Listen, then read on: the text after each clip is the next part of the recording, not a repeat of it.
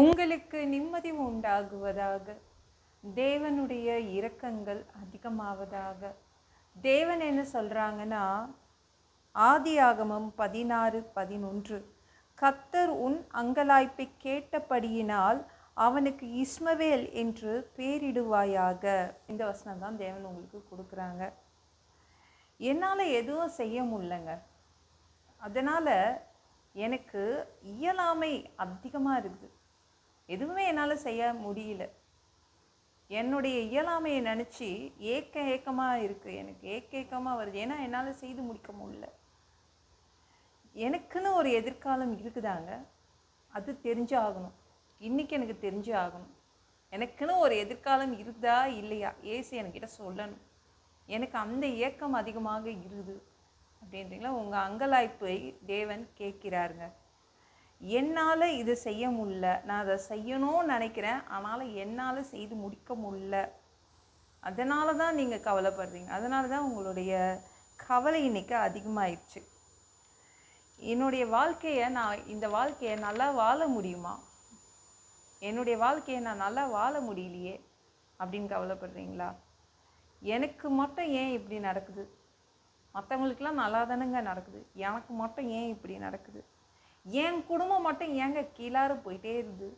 எவ்வளோ பேர் கவலைப்படுறீங்க? தேவன் உங்கள் அங்கலாய்ப்பை கேட்டுட்டாருங்க. கவலைப்படாதீங்க. இதற்கெல்லாம் ஒரு முடிவு இல்லையா அப்படி தானே கவலைப்படுறீங்க. உங்களால் உங்கள் பிரச்சனைகளுக்கு ஒரு முடிவு கொண்டு வர முடியல. உங்கள் வியாதிக்கு ஒரு முடிவு கொண்டு வர முடியல. அதனால்தான் உங்களுடைய மனதில் இவ்வளோ கவலைகள் வந்துருச்சு. இதெல்லாம் உங்களுக்கு மன அழுத்தத்தை கொடுக்குது. அப்படி தானேங்க? கவலைப்படாதீங்க. உங்கள் மனசுக்குள்ளே 1000 கேள்வி ஓடுதுங்க. அந்த 1000 கேள்வியும் என்ன, நான் எப்படி இருக்க போகிறேன் எதிர்காலத்தில் அப்படின்னு உங்கள் மனசுக்குள்ளே தைக்குது. உங்கள் உள்ளத்தை தச்சிட்ருக்குது இல்லை? விரக்தி அதிகமாக வருது. ஏன்னா வியாதி ரொம்ப நீண்டுக்கிட்டே போகுது. பிரச்சனைகள் நீண்டுக்கிட்டே போகுது. அது ஒரு முடிய மாட்டேங்குது. அப்படி தானே? ஆனால் உங்கள் புலம்பல்களை அவர் கேட்குறார். உங்கள் அங்கலாய்ப்பை அவர் கேட்டு விட்டார். சரிங்களா? உங்களுக்கு பதில் வருது. உங்கள் பிள்ளைங்களுடைய எதிர்காலம் நல்லா இருக்கும். உங்கள் எதிர்காலம் நல்லா இருக்கும். அவ்வளோதாங்க. கவலைப்படாதீங்க. அப்படி தான் தேவன் சொல்கிறாங்க. நீங்கள் ஃப்யூச்சரை பற்றி கவலைப்படாதீங்க, அது ரொம்ப நல்லா இருக்கும். நம்ம ஆகார் கூட வீட்டை விட்டு ஓடி வந்துட்டு அவள் கவலைப்பட்டா, எதிர்காலம் எப்படி இருக்கும், அடுத்தது நான் எந்த இடத்துக்கு போகணும். வீட்டை விட்டு போயிட்டானா அவளுக்கு வீடே கிடையாது, நடு ரோட்டில் நின்றுட்டுருக்கா. எங்கே போகிறது, என்ன பண்ணுறது, அந்த கேள்வி ஆகார்கிட்ட அதிகமாக வந்துட்டு போச்சு. அப்போ தேவதூதன் வந்தான். தேவன் அவளுடைய அங்கலாய்ப்பை கேட்டுட்டார். தேவதூதன் அனுப்பி பேசுகிறாரு. என்ன பேசினார்? எதிர்காலத்தை சொல்கிறாரு. ஒரு அங்கலாய்ப்பு அதிகமாக இருக்கும்போது புலம்பல்கள், தன்னை தனியாக உட்காந்து பேசிப்போம்ல, என் வாழ்க்கையெல்லாம் நல்லா இருக்காது அப்படி பேசும்போது தேவன் என்ன செய்கிறாருன்னா எதிர்காலத்தை சொல்கிறாரு. அப்படி தான் ஆகாருக்கு எதிர்காலத்தை தான் சொன்னார். உன் வயிற்றில் இருக்குதுல்ல, அந்த குழந்தை பையன், நீ இஸ்மவேல் அப்படின்னு பேர் வச்சுக்கோ. குழந்தை பிறந்த உடனே இஸ்மவேல் அப்படின்னு பேர் வச்சுக்கோ. அவள் எதுக்காக வீட்டை விட்டு ஓடி வந்தா? சாரால் நல்லா வச்சுக்கல. உடனே அந்த தேவதூதன் சொல்கிறான், உன் பையன் உன்னை ரொம்ப நல்லா வச்சுப்பான், உன் சந்ததி அப்படியே பெருகும் அப்படின்னு. அப்புறம் ஆகார் வீட்டை விட்டு ஓடியே வரல. ஏன்னா அவங்க பையன் அவளை நல்லா வச்சுக்கிட்டான். அப்படிதான் உங்களுடைய எதிர்காலம் ஒரு கேள்விக்குறியாக இருக்குதாங்க. அதற்கெல்லாம் பதில் வரப்போகுது. உங்கள் எதிர்காலத்தை தேவன் இன்னைக்கு சொல்லுவாருங்க. எதிர்பாருங்க. கேட்டுட்டாரு, பதில் வரும். அவ்வளோதான்.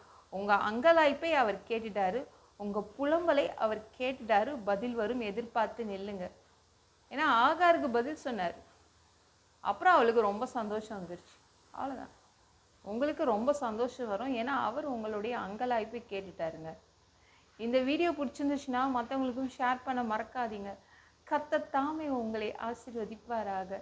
ஜெபம் பண்ணலாமா? அன்பு பிதாவே, உங்கள் பிள்ளைங்க உங்கள் பாதத்தில் வந்திருக்காங்கப்பா. சாமி இரக்கம் செய்யுங்க, இறங்குங்க அப்பா. உங்கள் பிள்ளைங்களுக்கு எக்கச்சக்க புலம்பல்கள் இருக்குது. ஐயோ, எதிர்காலத்தை குறித்து உங்கள் பிள்ளைங்க புலம்புறாங்க, அங்கலாய்க்கிறாங்க. நீங்கள் தயவு செய்து உங்கள் பிள்ளைங்களுடைய எதிர்காலத்தை உங்கள் பிள்ளைங்களுக்கு நீங்கள் தெரியப்படுத்துங்கப்பா. அவங்களுக்குன்னு ஒரு எதிர்காலம் இருக்குது, நல்ல எதிர்காலம் இருக்குது. அது அவங்களுக்கு அது நீங்கள் உணர்த்துங்கப்பா. அவங்கக்கிட்ட பேசுங்க. ஆகார்கிட்ட பேசுனீங்கள்ல, அது மாதிரி நீங்கள் உங்கள் பிள்ளைங்ககிட்ட பேசுங்க.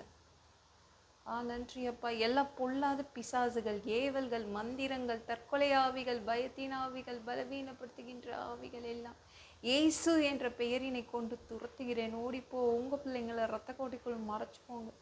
பரிசுத்த ஆவியால் நிரப்புங்க. ஞான ஸ்நானம் எடுக்கணும். ரட்சிப்பீராக. இயேசுவின் காயப்பட்ட தழும்புகளால் எல்லா வியாதிகளும், எல்லா பலவீனங்களும், கேன்சர் போன்ற வியாதிகளும், மரணப்படுக்கைகள் சரியாகுவதாக. பரம்பரை வியாதிகள் சரியாகுவதாக. ஒரு மனிதனாக பிறந்தா ஜீவ புஸ்தகத்தில் பேர் இருக்கணும். அப்படி இல்லைன்னா அவங்க மனுஷனை பிடிச்சி நரகத்தில் தள்ளிடுவீங்க. தீ எரிக்கிற இடத்துல இப்படி போய் வாழ்கிறதுப்பா.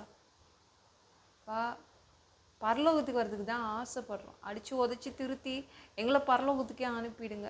கழுவப்படாத பாவங்கள் எங்ககிட்ட இருந்துச்சுன்னா உங்கள் திரு ரத்தத்தை கொண்டு கழுவி எங்களை பரலோகத்துக்கே அனுப்பிடுங்கப்பா.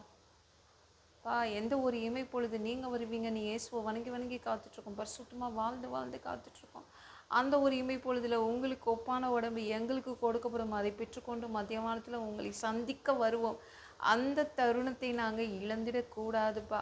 ஒரு மனிதனால் பரிசுத்தமாக வாழ்கிறது கூடாத விஷயம். அதற்கும் உங்கள் உதவி கேட்டு வந்து நிற்கிறோமாப்பா.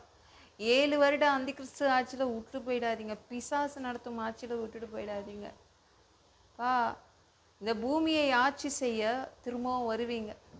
1000 வருடம் இந்த பூமியை ஆட்சி செய்வீங்க.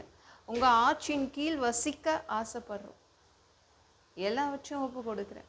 ஏசு மூலம் ஜெபம் கேளும் பிதாவே. ஆமென். நாளைக்கு பார்க்கலாம்.